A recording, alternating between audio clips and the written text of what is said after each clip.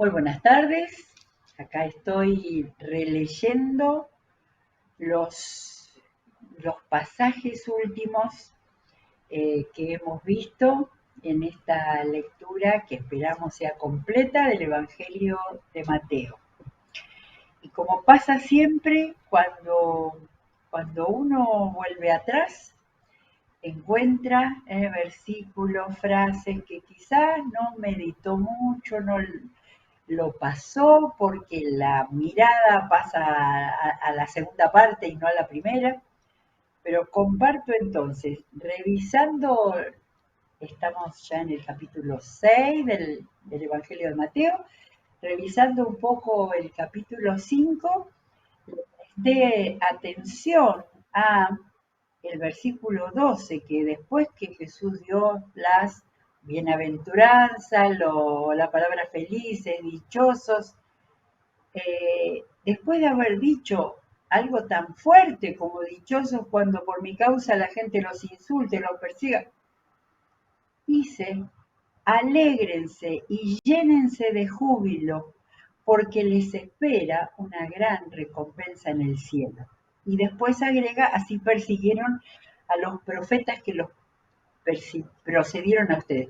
Y me acuerdo que fijé la mirada más en esto, ¿no? En los profetas, pero en el hacerles recordar, pero después de todo eso que les había dado, de esas condiciones de dichosos, ¿no? En lo que llamamos identidad del cristiano, Jesús les dice, alégrense y llénense de júbilo porque les espera una gran recompensa.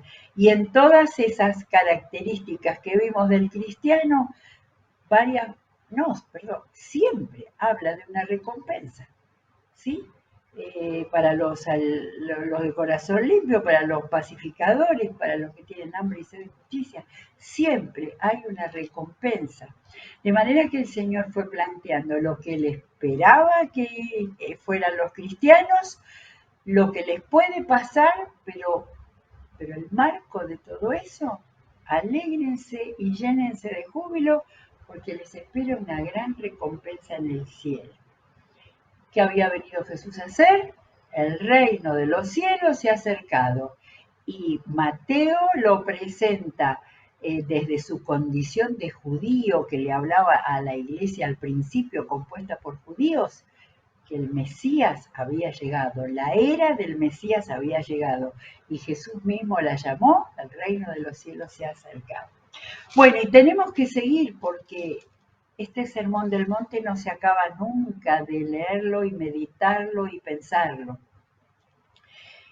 Habíamos llegado al capítulo 6, donde Jesús hablaba de lo que se llama disciplinas espirituales, ¿no? Habló de la oración, les habló de tener un modelo de oración, no para repetirlo como un loro, sino como un modelo de oración en el cual no dejemos de plantear ninguna de estas cosas. Y habíamos leído, junto con ellos, Jesús sacó el ayuno, el perdón, les habló de los tesoros, de dónde había que tenerse el corazón, cuáles eran los tesoros que había que acumular, que no eran solo los de la tierra, eran los del cielo. Y después siguió con temas más de la vida común, de la vida real, de la vida práctica. 23, 5:25. Por eso les dijo, relacionado con lo último que fue que no se puede servir a dos señores, ni a lo material, ni a Dios, porque no se sirve bien a ningún otro. Por eso les digo, no se preocupen por su vida, qué comerán o beberán, ni por su cuerpo, cómo se vestirán. ¿No tiene la vida más valor que la comida y el cuerpo más que la ropa? Principio de vida, ¿sí? Y dice la palabra no se preocupen. No estaba hablando de no ocuparse. No se preocupen, no pongan toda su única atención en ello. Fíjense, y acá el señor poeta aparece para poner una ilustración que sea de la vida real, de la naturaleza, y algo muy hermoso también. Fíjense, las aves del cielo no siembran, ni cosechan, ni almacenan en graneros, sin embargo el Padre Celestial las alimenta. ¿No valen ustedes más que ellas? ¿Quién de ustedes, por mucho que se preocupe, puede añadir una sola hora al curso de su vida? ¿Y por qué se preocupan por la ropa? Observen cómo crecen los lirios del campo, no trabajan ni hilan. Sin embargo, les digo que ni siquiera Salomón, con todo su esplendor, se vestía como uno de ellos. Jesús traía desde la naturaleza hasta uno de los personajes más importantes del Antiguo Testamento. Si así Dios viste a la hierba que hoy está en el cielo y mañana en el campo, perdón, que está en el campo y mañana es arrojada al horno, ¿no hará mucho más por ustedes, gente de poca fe? Y acá Jesús pone la semilla de la fe en medio de las necesidades materiales, las preocupaciones y todo aquello que hace que tengamos dos señores, ¿no? Y que estemos ahí atrapados, olvidando que cuando tenemos fe podemos mirar y recordar que el Señor se ocupa de todas estas cosas. Así que esa palabrita, ese conector de consecuencia, él está diciendo, les dije todas esas cosas, los hice mirar a los lirios del campo.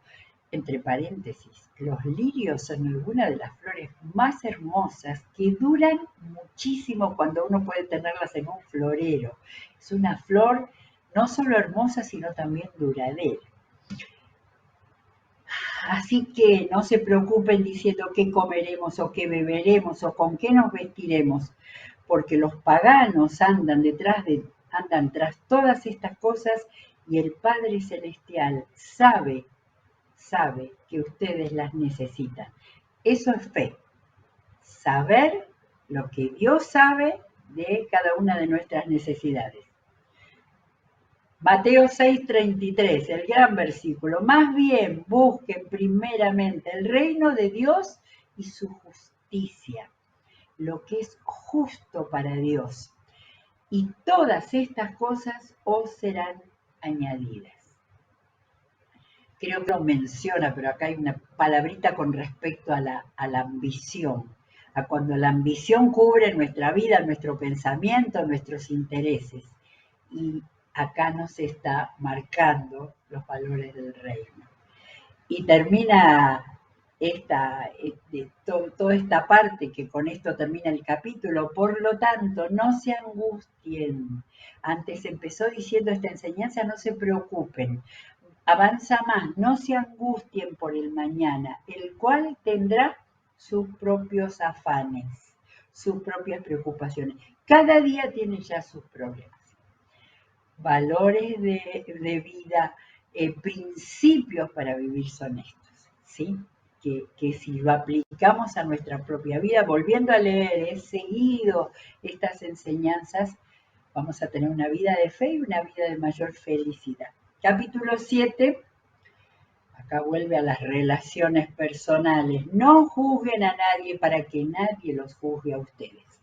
Porque tal como juzgan, se les juzgará, y con la medida que midan a otros, se les medirá a ustedes. Como hacía Jesús, que daba una enseñanza y después daba una ilustración. ¿Por qué te fijas en la astilla que tiene tu hermano en el ojo y no le das importancia a la viga que está en el tuyo? Una ironía impresionante. Por supuesto que esto entra dentro de lo que son las exageraciones o estos modismos que usa Jesús para que sea bien clara la enseñanza. Si el otro tiene una astillita en el ojo, fíjate que vos tenés algo muchísimo más grande. ¿Cómo puedes decirle a tu hermano, déjame sacarte la astilla del ojo, cuando allí tienes una viga en el tuyo? Hipócrita, Saca primero la viga de tu propio ojo y entonces verás con claridad para sacar la astilla del ojo de tu hermano. Una enseñanza tremenda. Después sigue una enseñanza bastante difícil de entender y bastante mal interpretada. No den lo sagrado a los perros, no sea que se vuelvan contra ustedes y los despedacen, ni echen sus perlas a los cerdos, no sea. Uno era a los perros y otro a los cerdos, no sea que las pisoteen. Es decir, una ilustración muy clara, ¿no es cierto? Pero habría que eh, hay que buscarle a ver qué nos dicen nosotros en el día de hoy, ¿no? Ahora, está hablando de lo sagrado y de lo valioso, ¿sí? Ojalá Jesús hubiera hablado un poco más, hubiera explicado más qué estaba en su mente con respecto a esto. Como a los perros se le hablaba a los que no eran judíos, hay muchos que consideraron que esto era una frase de desprecio, pero no era nada de eso. Jesús que estaba enseñando a no juzgar, que estaba enseñando a no perdonar. Pero acá hay que buscarle realmente entender aquello que es sagrado, aquello que es para nosotros valioso, no descuidarlo, ni dejarlo, ni tirarlo. Creo que hay para que un grupo se junte a leer esto y a ver qué puede significar esto para cada uno. Aquello que Dios me ha dado, aquello que conozco de Dios, la palabra de Dios, no es que yo voy a elegir a quién se la doy o a quién no se la doy, despreciando a los demás, pero sí cuidando aquello que es lo que Dios nos ha dado, cuidando la palabra. Y también podemos dejarla que caiga y que se pierda cuando no la damos correctamente, cuando no estamos mirando al otro para saber lo sagrado que Dios nos ha dado, de qué manera nosotros tenemos que compartirlo y tenemos que darlo. Es una de las palabras más complejas que Jesús ha dado y sería bueno buscarla, profundizarla. Después sigue, enseñanza. Piden y se les dará, busquen y encontrarán, llamen y se les abrirá. Porque todo el que pide recibe, el que busca encuentra y el que llama se le abre. Primero no se sabía con respecto a qué, ahora en la vida personal sí, hay personas que no se animan a pedir, que no se animan a saber que tienen derecho a reclamar aquello que es justo. Jesús lo dijo primero así y después los aplicó a pedirle a Dios. Cuando Juan nos da en los últimos capítulos su legado a los discípulos, Jesús volvió a decirles esto a los discípulos, ¿sí? Ahora acá lo clarificó. ¿Quién de ustedes, si su hijo le pide pan, le dará una piedra? O si le pide un pescado, le dará una serpiente. ¿Sí? De nuevo, estos ejemplos muy, muy claros de la vida común. Pues si ustedes, aun siendo malos, saben dar cosas buenas a sus hijos, cuánto más su Padre que está en el cielo dará cosas buenas a los que le pidan. Así que en todo traten a los demás tal y como quieren que ellos los traten a ustedes. De hecho, esta es la ley y los profetas. ¿Cuántas cosas dijo Jesús acá? En este pedacito, entre el versículo 7 y entre el versículo 12.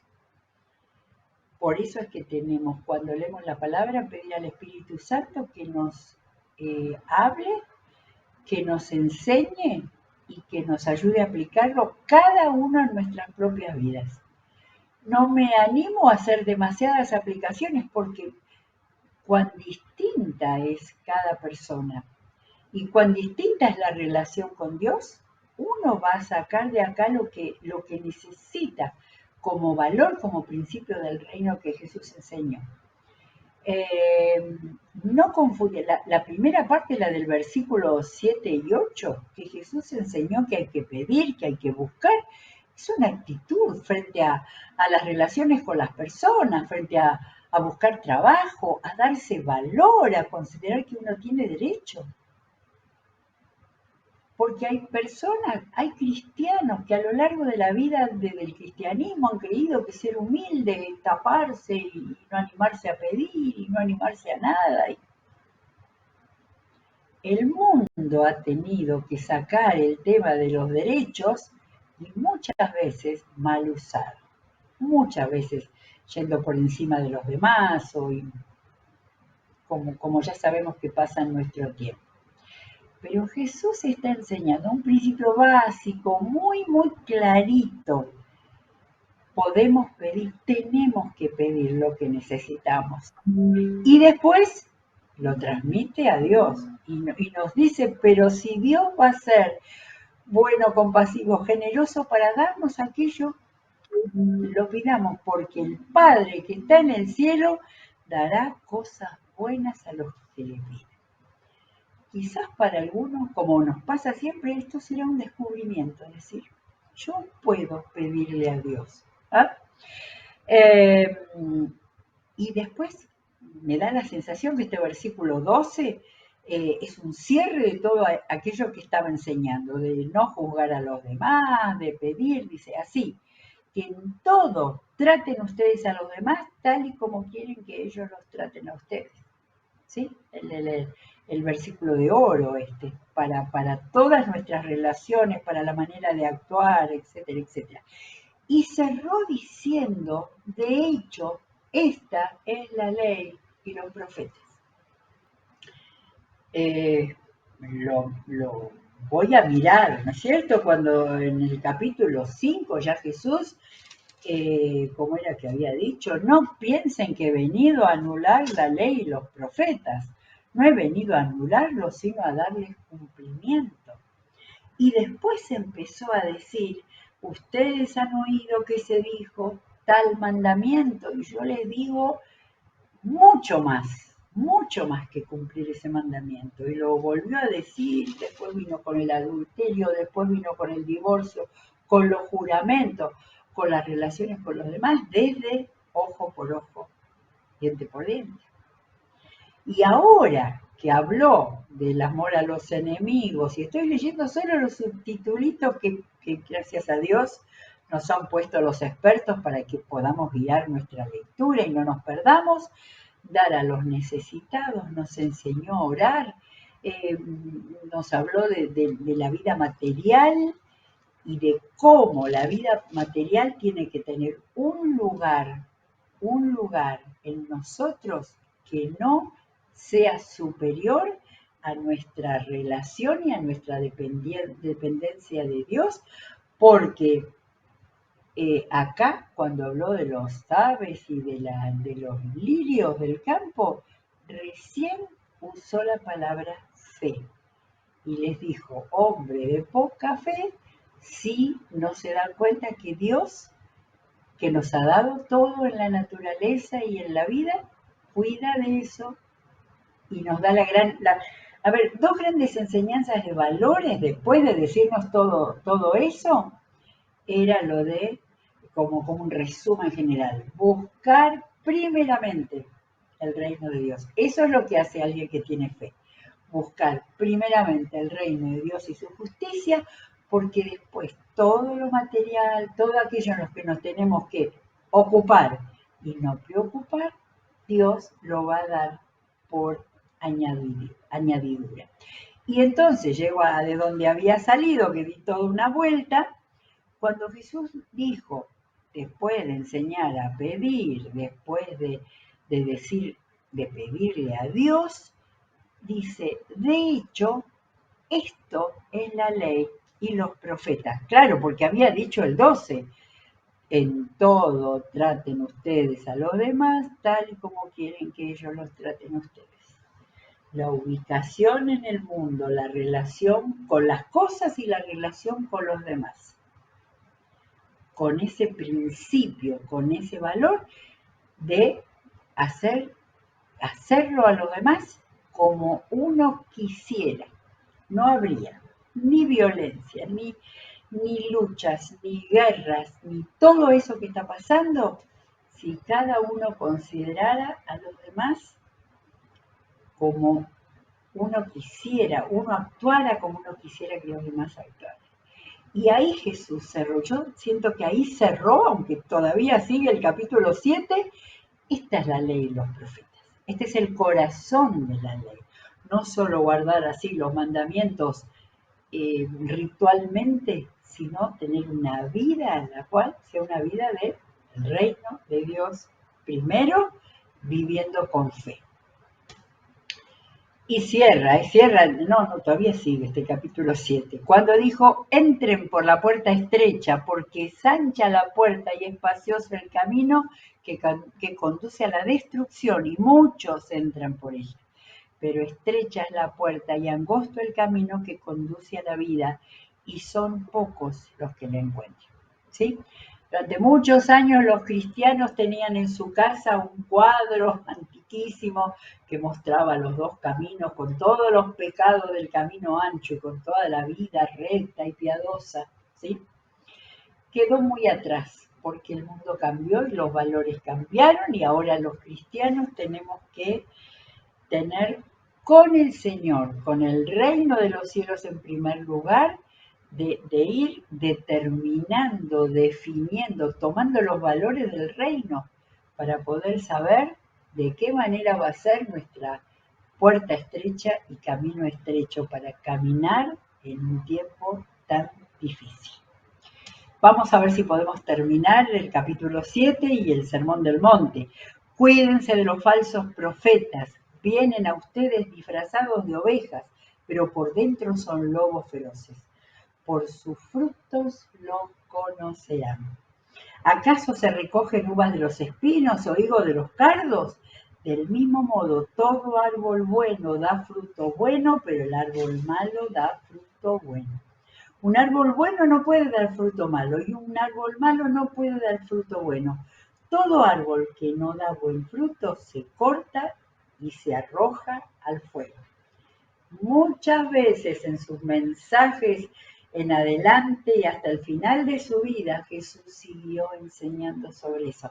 Y creo que tiene relación con lo que es el camino estrecho y el camino ancho, ¿sí? Los frutos que se den en la vida. Así que por sus frutos los conocerán.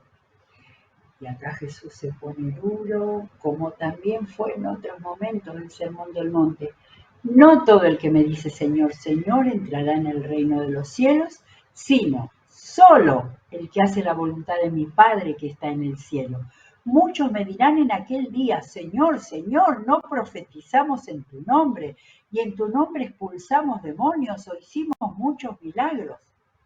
Entonces les diré claramente, jamás los conocí. Aléjense de mí, hacedores de maldad. Hay un dato que acabo de descubrir.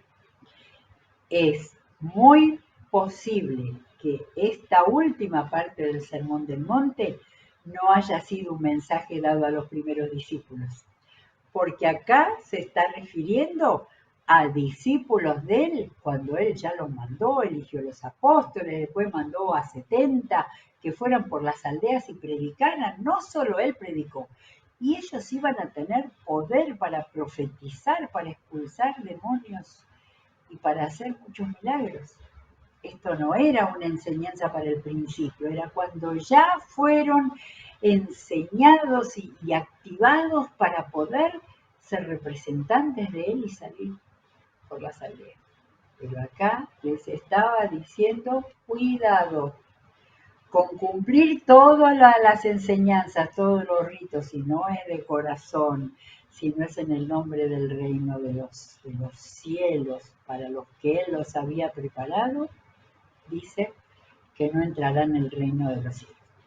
Claro que esto tiene que ver con árbol bueno y árbol malo, ¿sí? Primero les había dicho la metáfora para que ellos entiendan ese ejemplo, esa ilustración tan clara de ojo, que hay que ser un árbol bueno. Venía del principio, ¿no? Había que ser luz, sal, todo eso que fue enseñando. Y acá ya está hablando del fin, ¿sí? Cuando aún ellos, siendo excelentes en las tareas de la iglesia, si no eran un árbol bueno, si no eran sal y luz, no iban a llegar. El Señor los iba a rechazar. Y termina. Por tanto, todo el que me oye estas palabras y las pone en práctica, eso era el asunto, es como un hombre prudente que construyó su casa sobre la roca. Cayeron las lluvias, crecieron los ríos y soplaron los vientos y azotaron aquella casa. Con todo, la casa no se derrumbó porque estaba cimentada sobre la roca. Los valores del reino tienen que estar plantados sobre la roca que es Cristo. Y acá Jesús tomó la ilustración que tanto le había gustado a David en el Antiguo Testamento, Señor, roca mía y Señor mío, ¿sí? Él es la roca. Pero todo el que me oye estas palabras y no las pone en práctica es como un hombre insensato que construyó su casa sobre la arena.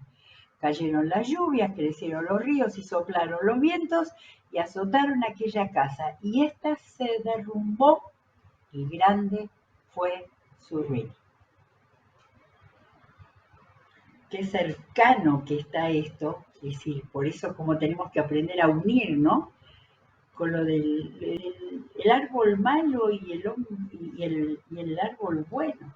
Es decir, con todo eso que les había hablado de los falsos profetas disfrazados de ovejas.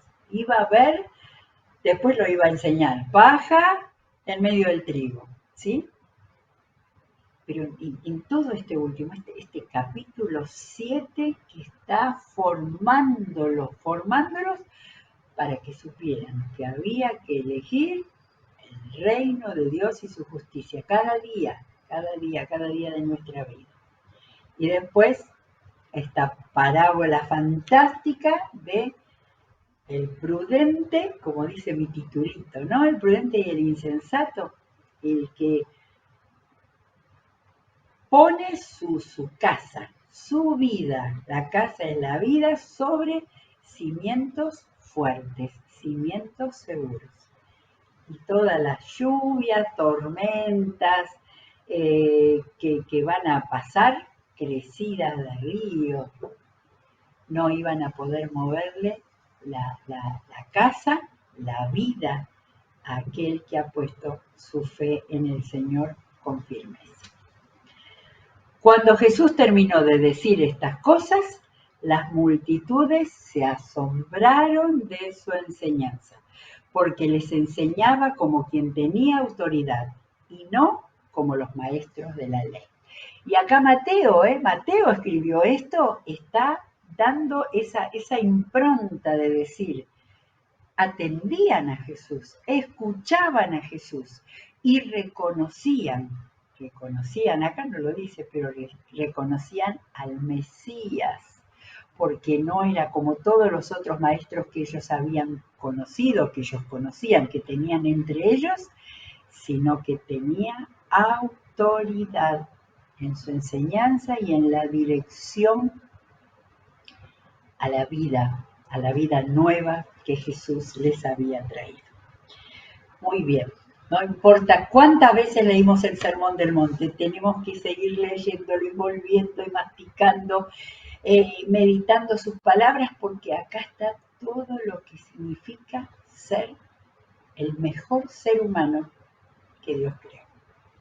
Muy bien, terminamos el capítulo 7. Vamos a seguir porque Mateo va a seguir contándonos la vida de Jesús. Que Dios los bendiga